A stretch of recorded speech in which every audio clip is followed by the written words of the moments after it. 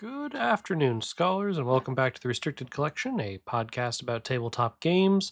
I'm your host, the Head Librarian Chad, and today's entry is related to video games, specifically a Pokemon Elite Four challenge.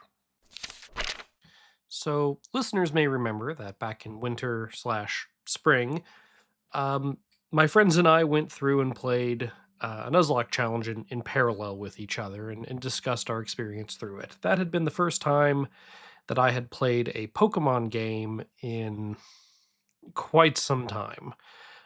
It was a way to go from like, oh yeah, I remember playing because I'd only ever played first and second gen. I had those on my Game Boy Color, but that was it. I never played third gen or onward. Well, they released the. I picked up Leaf Green on Switch and played that. It was you know a romp through my childhood while also being a little bit more polished without being as crazy as whatever the most current gen is. Well, we had hinted at the end of that episode that we were kind of gearing up to do a different challenge, and that's what we've been working on in the background this whole time. This is an Elite Four challenge. So there are five of us. Four of us are going to be the Elite Four. One of us is going to be Red. Each of us will play whichever game we want to from the series and come up with a team. We will all fight each other at level 65, and you can have, for each Pokemon, you can have one TM or HM taught to it. If you got to move on there via breeding or something, that's different, but you can only teach it one HM or TM move. Okay. So as I said, each of us plays through our own game with certain restrictions.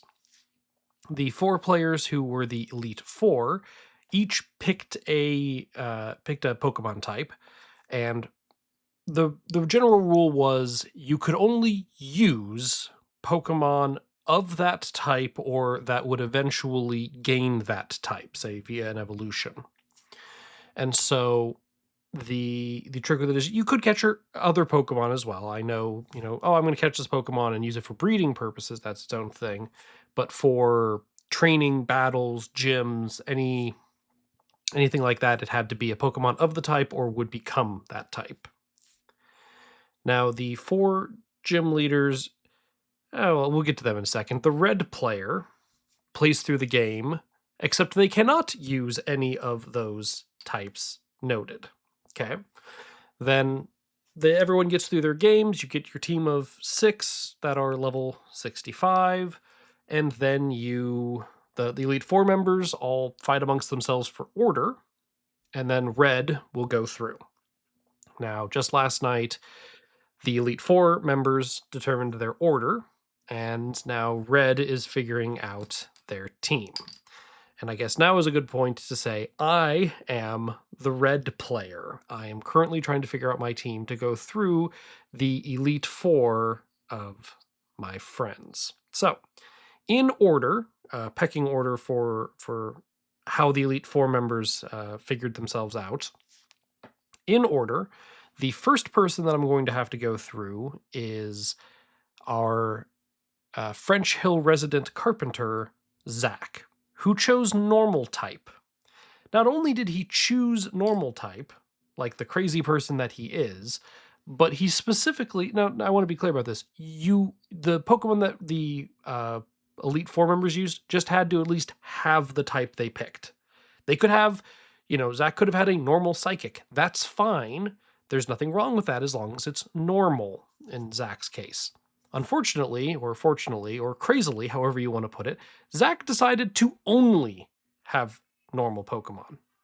So he has no secondary types for me to work off of. He's just using normal Pokemon. And that means his only weakness that he really has to cover is fighting. Okay, I guess I should be clear about this. I, as the red player, get to know what Pokemon that each Elite Four member has, as well as which one is their lead Pokemon, which one they will be forced to send out first. Okay.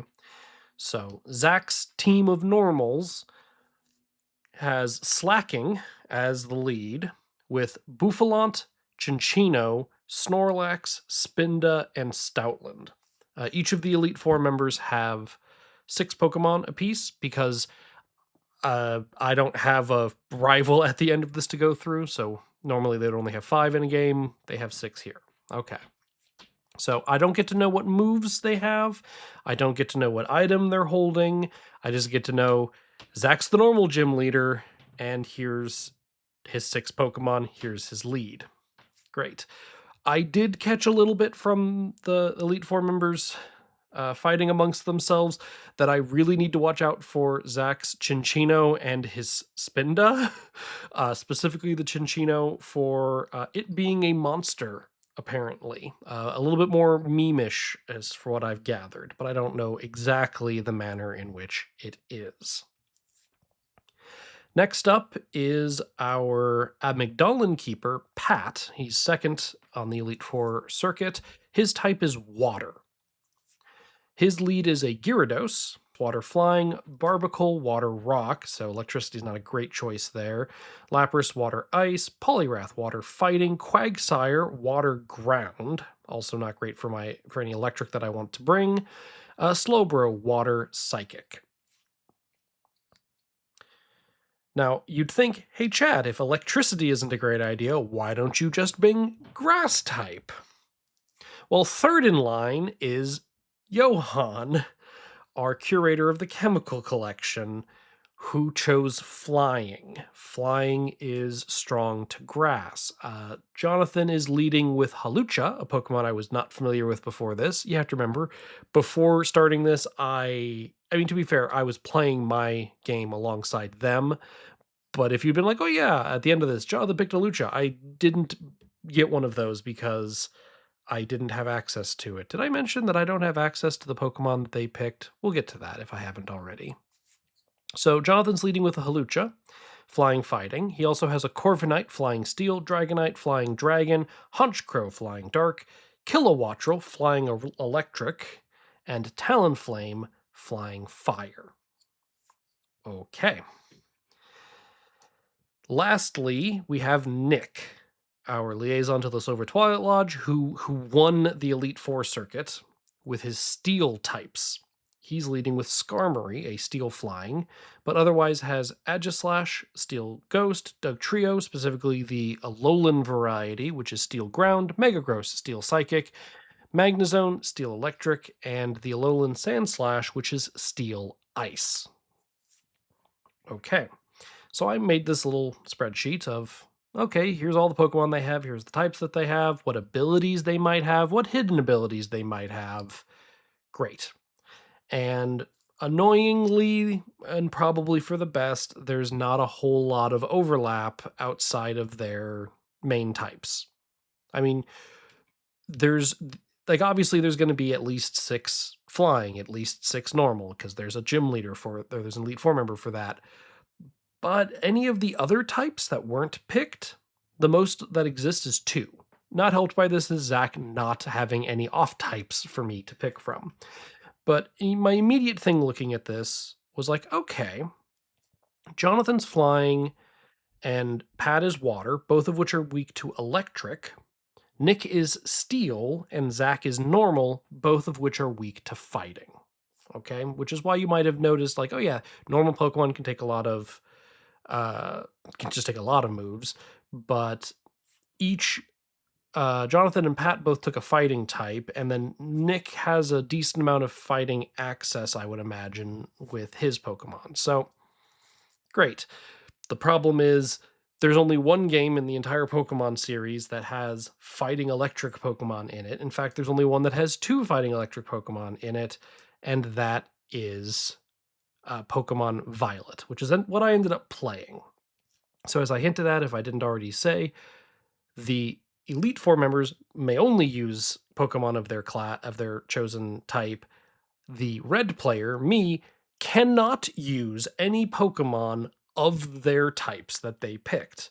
So I don't want to say annoyingly, but kind of annoyingly had to go through the early part of a Pokemon game without access to normal types, water types, and flying types, which meant for the first part of the game, I was heavily reliant on my starter, as well as some bug and grass Pokemon that was able to catch and work with. But I had boxes dedicated to Pokemon that I caught because it's ninth gen, I want to say, and I'm not familiar with Pokemon outside of second gen very well. So I would just catch things and be like, "What are you? Oh, you're normal type. Go into the bin. I can't use you." There's bins filled with Pokemon that I'm just like, I can't use you for anything. There was a ghost type, Gimmacoin, I think it is, that I evolved and it gained the steel type, and I didn't know that it would gain the steel type when I evolved it. And so it's like, well, you're useless to me now. Into the bin you go. I picked, as I said, I picked it because you could get Iron Hands, which is fighting and electric, and you can get Palmo, who is fighting electric. Now, this is, fine for some things. Fighting type is going to be weak against Jonathan's flying type. That's going to be kind of frustrating to work with.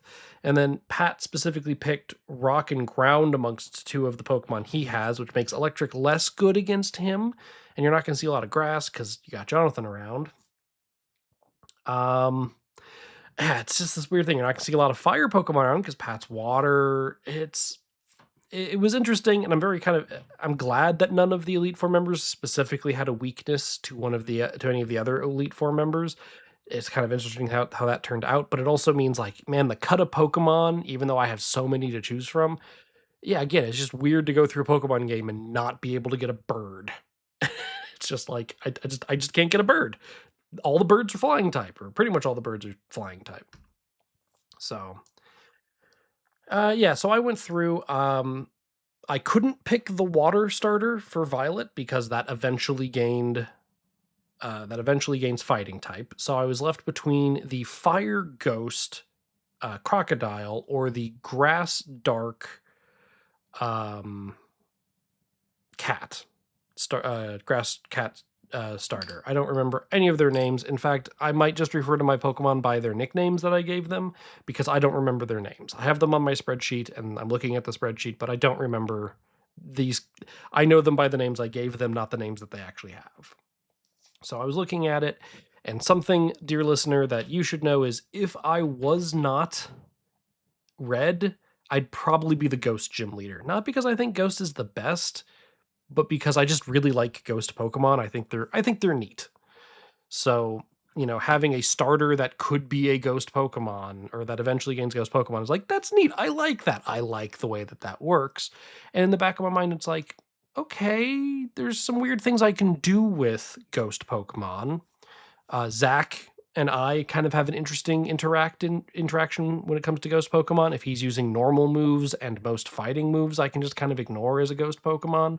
I mean, yes, obviously there are moves that will hit me, but on the flip side, my Ghost moves don't do anything to him. So that's kind of an interesting thing. The Fire starter makes me specifically weak to Pat's water types, but is strong against Nick's steel types. Okay, let's start there. I like this Pokemon. I'm getting a good vibe. So I currently have, what is it actually? A Skeledirge, but I called it Death Roller because that's what crocodiles do as like a kill move is, latch on Death Spin to tire out, break, and drag under enemies. So Death Roller. And then I would catch Pokemon as I played the game. I have a list of, let's go with like 17 Pokemon that are kind of my short list of contenders. I've kind of narrowed it down to, I've narrowed it down to 5 that I'm pretty confident on. Okay. 4 that I'm like 100%, like I don't see how I'm not having you on my team, but 5 that I'm pretty at. But I've got them listed in like an A tier of like, yeah, you're my high consideration. B tier are kind of like my secondary considerations, and C tier are Pokemon that I have caught and that I have put a lot of time into, but I don't think they're going to make it to the end. I don't think they're going to be on my team, but they're easy enough for me to consider because they've been part of my team and part of my roster for a while. We'll see how this goes. So my A tier of like Pokemon that I'm heavily considering for this, and I want to be clear, I'm not saying that I won't take something that's not on this list. These are just of the Pokemon I am aware of and that I already have.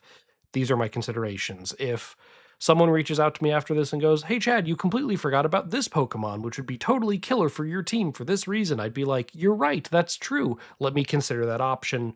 I just haven't considered it at this time." So I've already mentioned Death Roller. It's going to be good against Nick.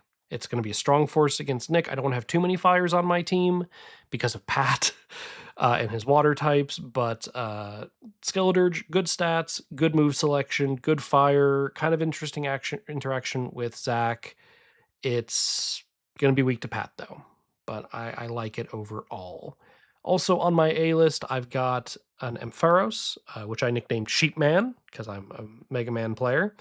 It's going to be good against Jonathan and Pat for the electric types. It's going to be weak against ground, which does put me at a disadvantage to um, using it against Pat against his Quagsire and using it against Nick and his Doug Trio, but it will be extra useful against the Gyarados. It'll be generally useful against Jonathan other than his Kilowatt roll, and it'll be decent against the Skarmory that Nick has. So I'm thinking Ampharos is, probably a good contender. I also have the aforementioned Iron Hands, which I named Prime Charge.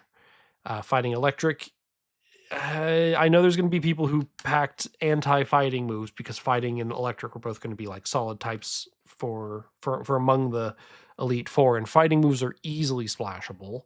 So it's a good Pokemon though, and it's good against everybody in some way. So I'm thinking that's a solid choice. Next up is Whoop Whoop, my Clodsire. Now, Clodsire is poison ground. Why would you pick this? Ground type's pretty decent against steel, so that's good. It has water absorb as an ability on it, which means I actually get healed from Pat's water actions or water attacks. Okay, that's pretty decent. Its poison moves will do nothing though against Nick's steel types, and it's ground type, which means it's not going to be exactly great against Johan, but Clodsire's done some good work for me on this team. So I'm thinking I might be able to take a look at his moves, consider some options, maybe rearrange him a little bit to do some solid work. But he's been a cornerstone of the team getting me through Pokemon Violet. So those are my four I'm very certain on. Ampharos, Clodsire, Iron Hands, Skeledirge. AKA Sheepman, Whoop Whoop, Prime Charge, and Death Roller. I'm sorry, Whoop Whoop. I'm happy to have Whoop Whoop on the team. He's probably on the lower end of A. Like, I'm going to cut any of these four, it's probably going to be Whoop Whoop, but part of Pokemon is to have fun, and Whoop Whoop makes me smile. Okay, so now we're going to get into my second tier considerations. So the high end of this is probably my Garchomp. I nicknamed it Bullet because the bullets in D&D are my favorite monster in D&D. They're just so great. Land sharks. Let's see.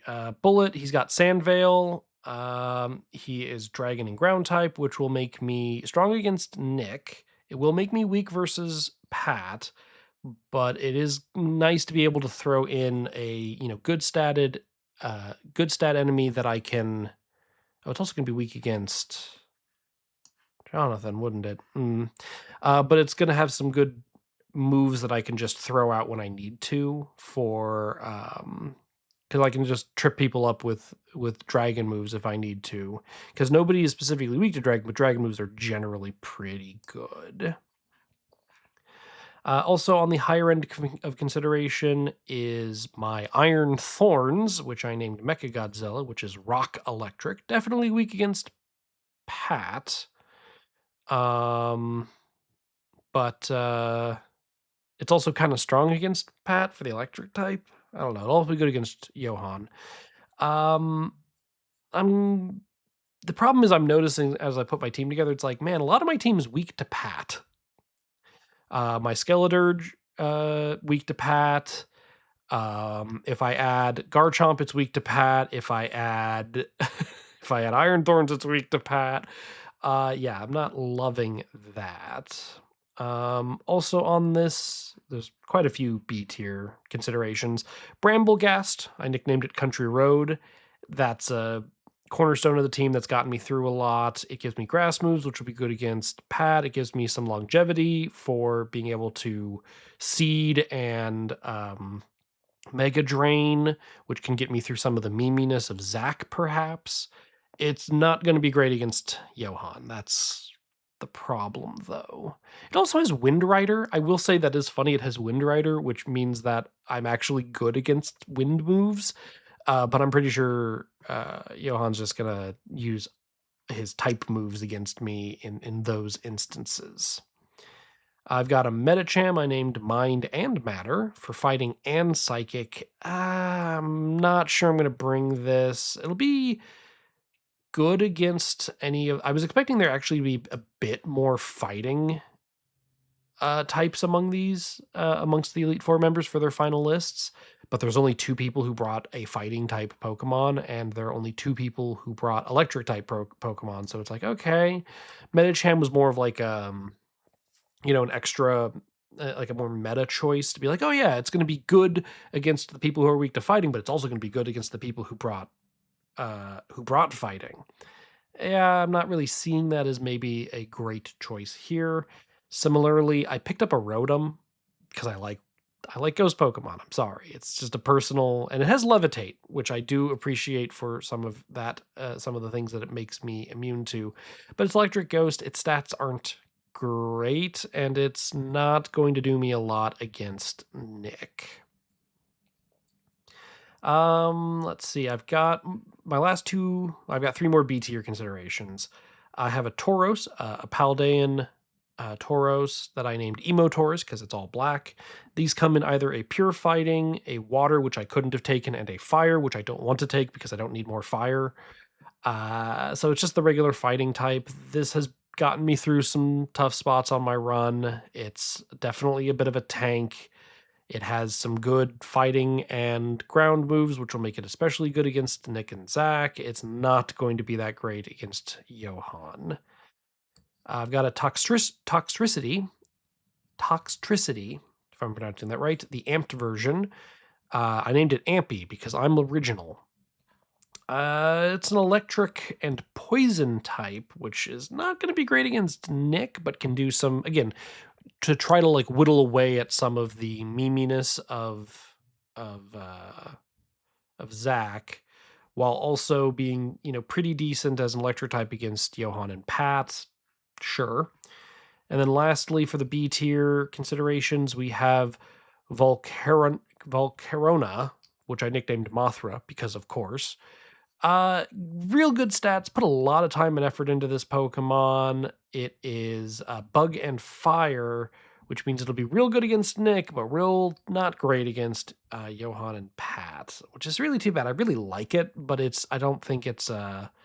I really like it in the same way that I really like Clodsire, but Clodsire I actually can see me more being helpful than not being helpful, whereas, man, I really like Mothra, but I don't think it's doing more than it is hurting me. Quickly for the C tier considerations, these are Pokemon that I have more or less at the level that I want to, but I just don't think that, they got me through the game, but I don't think they're going to get me through this Elite Four. So I have a Klawf. It's a big old rock crab, so I very creatively named it Rock Crab. It's one of my early gets in Pokemon Violet, so I'm just like, I don't know the names of things. You're a rock crab, so I will name you Rock Crab. It's a rock type that makes it good against Johann and his flyers, just straight up. It's not going to be super helpful against Nick, and it's not going to be helpful at all against Pat.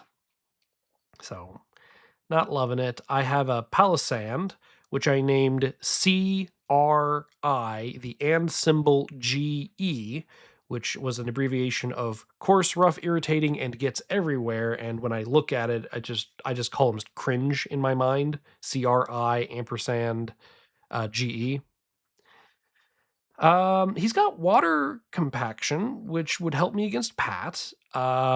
He's strong against electric types. I kind of had him around for my team generally, but also because I was expecting more people to bring electric types that they didn't. So he's okay. He's fine. I've got a Swalot that I named Swallard Esquire. He's just poison type. He can let me do some shenanigans with held items. He's helps me with some of Zach's shenanigans. He's not going to do me much against Nick, unfortunately. And lastly, for the C tier considerations, I have a Venomoth that I named Not Flying because, fun fact, it is bug and poison type and not flying type.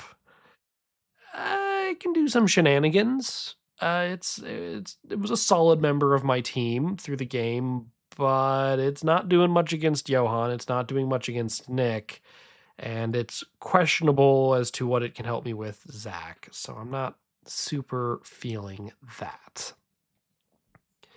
Yeah, I don't know. I'm putting this together. It's the onus is on me now to get my team together, finalize my moves, figure out what held items I'm holding. That's actually something I need to figure out.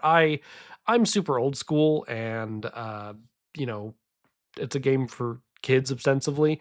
I completely I didn't completely. I basically didn't use the held item system in Leaf Green because I was like, "Oh, these are neat, I guess." And I completely forgot that held items were a thing in Pokemon Violet. So I need to figure out what held items I'm going to have them all hold.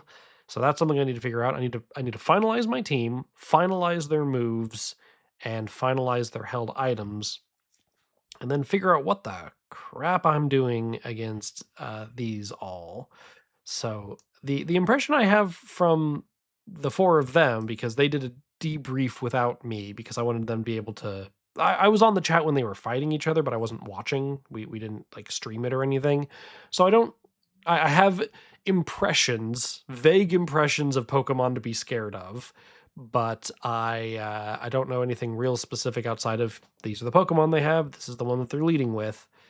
But the impression that I got from them when they were after their debrief amongst themselves was just like, yeah, it'll be interesting when you go through it. We think you'll have an easier time than you think. And I'm like, I hope I have an easier time than I think, but I'm really just trying to make sure that I cover my bases properly without like I keep on having weaknesses to Pat, for example. Just like, oh, I can't be. I don't want three of my Pokemon to be weak to one of the Elite Four members. That seems like a bad idea in my mind. So it's like, okay, I've got Skeledirge. He's basically worthless against Pat, but real good against Nick. Okay, so I need to make sure that my other Pokemon are able to carry me enough through the I need to have 4 Pokemon at any given time for any one of them, and they get 6 Pokemon because the other 2 probably won't be able to carry their weight against it, but that's just the nature of the typing and everything, and that's what I'm trying to figure out. So, yeah, if there's it's not so much that I'm like, "Hey, people, help me figure this out," but so much of just like, "Hey, I'm not super experienced with Pokemon, so if anybody's listening to this and go, Chad, you're being stupid. You completely forgot about blank." I mean, I would appreciate that if anybody has notes like that. But yeah, trying to figure this out. I'll figure this out and I'll make a run. The way that we have the rules set up is if I fail, just like in the games, I can recollect and change my team up, change up my held items, and go again. They're set in stone at this point. So I'm the one who can go through and do what change up and do what I want. So I just need to figure out what my first attempt is going to be. And with that, we're going to put this back in the collection. Too long out, and it gets a headache considering how many ways that it's weak to one gym leader. I've been your host, the Head Librarian, Chad. If there's anything you want to get in contact with me about anything that I've said, feel free to reach out to me at therestrictedcollection@gmail.com. Otherwise, you can find me around Reddit and Discord as Head Librarian Chad. Thanks for listening.